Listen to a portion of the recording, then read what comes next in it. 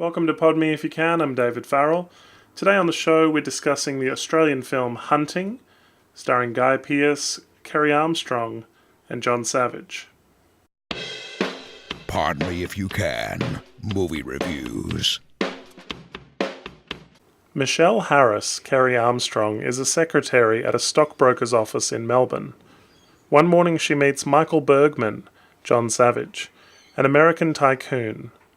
When she returns the handkerchief he leaves at the office, he pursues her romantically, despite the fact she's married, and the two start having an affair. Kerry Armstrong was nominated for Best Actress in a Leading Role for this film at the AFI Awards. And the first thing I love about this film is the time capsule element that we find on so many of these reviews. So they have big hair, shoulder pads, the old Apple computers, Foster's cans at work. I loved seeing Melbourne as a character in this film. The commutes to work, the tram, everything like that. It was great to see it on the screen and see that kind of 1991 hustle and bustle. Now the character John Savage plays is really the chameleon of the film. He starts off very interesting and exciting. Despite his curly hair, women seem to love him, and he has multiple women kind of make eyes at him throughout the film. When Kerry Armstrong first returns the handkerchief, she comes around to his house and he's having a party, and there's a bunch of people all dressed in business suits, and some of them are in the pool, and it's just a completely foreign environment to her. Her world consists of her husband, played by Jeffrey Thomas. He's out of work, he's having trouble finding a job, and as we learn, he's a bit of a no-hoper that watches TV all day and night. There is a very obvious foreshadowing line where he says, "I can't even provide you with a baby." So Michael Bergman, the American businessman, is on television, he's very famous, and he's making lots of acquisitions around Australia. This being said, he would like to basically have her as well. She becomes kind of like a material possession for him, and it reminds me of that line from The Wedding Singer, where Billy Idol says, "Even women are possessions to him." Now we're told as the audience that the sinister music and the million candles that he's lighting around his house, all of these things are signs that perhaps he's not all that he seems. Also in the 90s there was a real sense of voyeurism. A good example of this is the film Sliver with Sharon Stone and William Baldwin. And there's that kind of hidden cameras are filming you while you make love. And in this film, that is also the case. And he's making videos of himself with Kerry Armstrong's character. However, there's no real payoff for the videos. He doesn't blackmail her. He's actually just kind of keeping it. And it's just an element of the film that doesn't pay off. Guy Pearce plays a kind of bodyguard or enforcer that does the dirty work for Michael Bergman.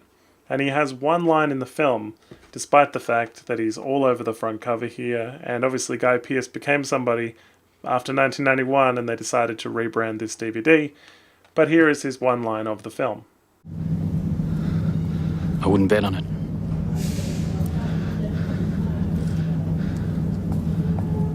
Now Kerry Armstrong gives a very strong performance here, but the one thing that did get me is how quickly she falls out of love with her husband and in with this millionaire.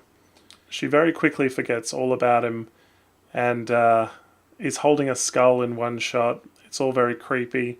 She starts taking drugs. She has all kinds of sex with him, and he just starts coming off as very creepy and possessive, and it takes her a while to realize that. For example, he has a jail cell in his basement, and she finds big bags of drugs, and obviously he's up to no good. When another woman presents herself, there's a big emotional confrontation, and he tries to give her a check to buy her off, and he says, "Go see Paris," and she says, "I've already seen Paris." There is some horrible stuff towards the end of this film, and he does come off as quite a monster. I wouldn't recommend watching it if you're in an emotionally fragile state, and some of the stage lighting here does make it look like a play. Some of it is far too dramatic. Some of the interior decorating is just far too much. So you become sort of very aware you're watching something very staged. His tastes seem ludicrous at times, and as I said, he's the king of candles.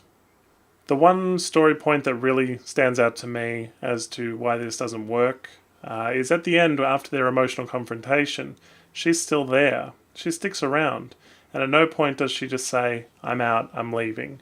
And everybody seems to encourage his bad behaviour, which is horrible. But there sort of feels a point where she should have left. She stayed for dinner. So you think after their emotional confrontation, she should leave. But she sticks around inexplicably. There's a lot of style over substance here. Carrie Armstrong really performs and is worthy of that nomination. There is obviously a lack of Guy Pearce, so if you're watching it for that, he's the strong silent type in this film. Otherwise, it's very enjoyable. Basically, it's a very interesting Aussie film. Thanks for watching. If you like what you see, please hit the subscribe button. Like us on Facebook and follow us on Twitter. Check out our podcast at www.podmeifyoucan.com.